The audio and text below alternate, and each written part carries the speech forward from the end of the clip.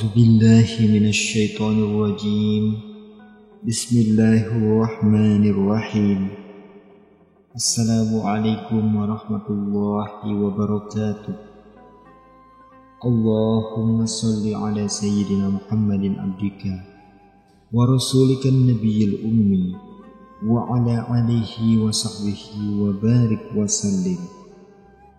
Melanjutkan nasihat Syekh Abdul Qadir Al-Jailani. Beliau memberikan nasihatnya sebagai berikut. Hasan Al-Basri rahmatullah alaih berkata, jika engkau melihat para wali itu, tentu engkau akan mengatakan bahwa mereka adalah orang-orang gila. Tetapi jika mereka melihat engkau, mereka tentu akan mengatakan bahwa engkau tidak beriman kepada Allah Subhanahu wa Ta'ala, walau sekejap mata.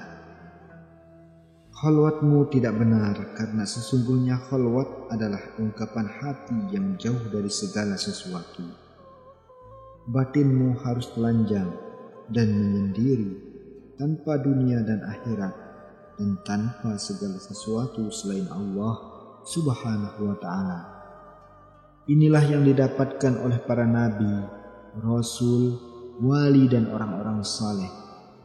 Satu orang yang beramar ma'ruf nahi mungkar lebih aku sukai daripada 1000 orang abid atau ahli ibadah di surau-surau. Orang seperti ini melihat nafsunya, kemudian memejamkannya, memotongnya dan menolaknya, sehingga pandangannya tidak menyebabkan kehancuran. Bahkan nafsu itu mengikuti hati dan nurani, serta tidak keluar dari kendali keduanya. Nafsu memerintahkan apa yang diperintahkan oleh hati nurani, melarang apa yang dilarang oleh hati nurani, dan memilih apa yang dipilih oleh hati nurani.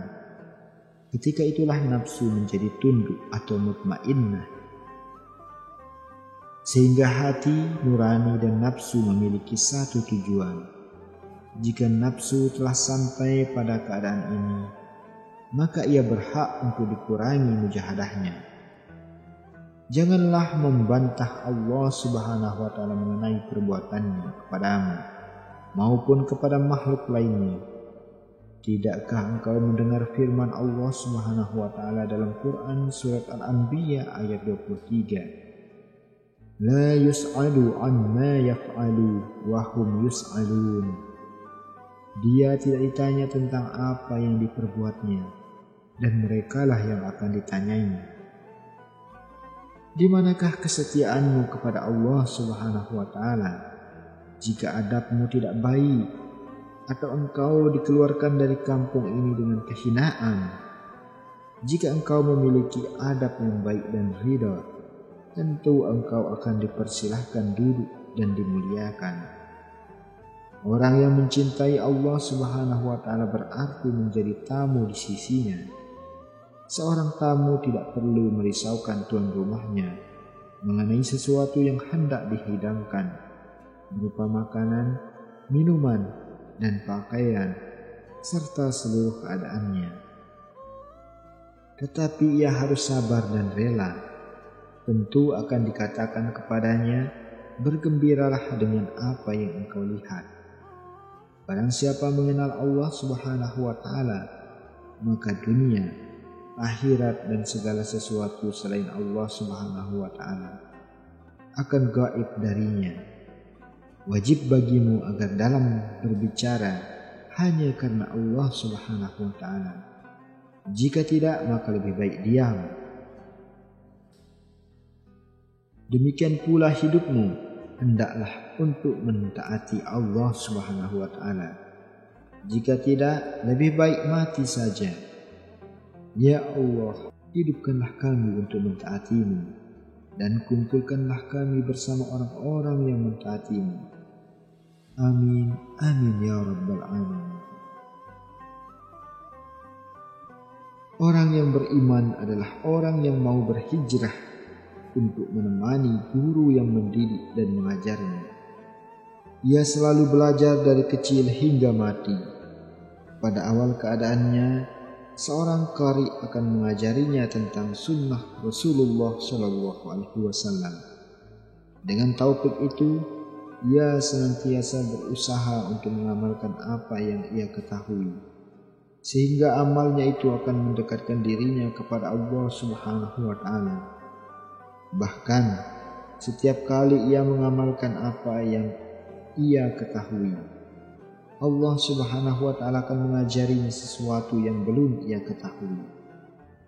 Hati akan tegak di atas kedua telapak kakinya, dan keikhlasannya akan mendekatkan langkahnya kepada Allah Subhanahu wa Ta'ala. Jika engkau beramal dan engkau melihat bahwa hatimu tidak mendekat kepada Allah Subhanahu wa Ta'ala dan tidak merasakan manisnya ibadah, maka ketahuilah bahwa berarti engkau tidak beramal. Engkau terhijab oleh penyakit yang ada dalam amalmu. Adapun penyakit itu adalah riya, nifak dan ujub. Wahai orang yang beramal, ikhlaslah dalam beramal. Jika tidak, janganlah engkau bersusah payah bermuqarabah atau mendekat kepada Allah Subhanahu wa Ta'ala dalam sunyi maupun ramai. Muqarabah dalam keramaian adalah bagi orang munafik, sedangkan muqarabah dalam kesunyian adalah untuk orang-orang yang mukhlis.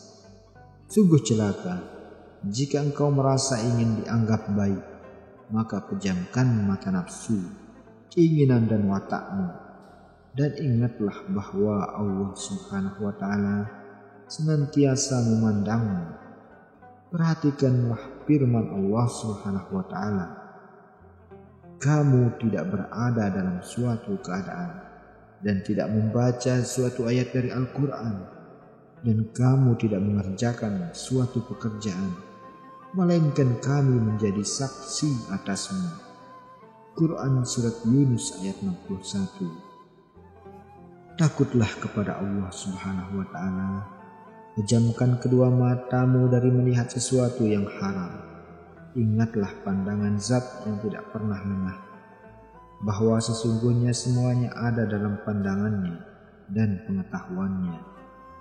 Jika engkau tidak mengabaikan pandangan Allah Subhanahu wa Ta'ala serta tidak menentangnya, maka engkau akan menjadi hambanya yang sejati dan termasuk golongan orang-orang yang dikatakan oleh Allah Subhanahu wa Ta'ala, Inna ibadi laisa alaihim sultan. Sesungguhnya hamba-hambaku tidak ada kekuasaan bagimu terhadap mereka. Quran Surat Al-Hijr ayat 42. Sekian, semoga bermanfaat. Akhirul kalam, wabillahi taufiq wal hidayah. Wassalamualaikum warahmatullahi wabarakatuh.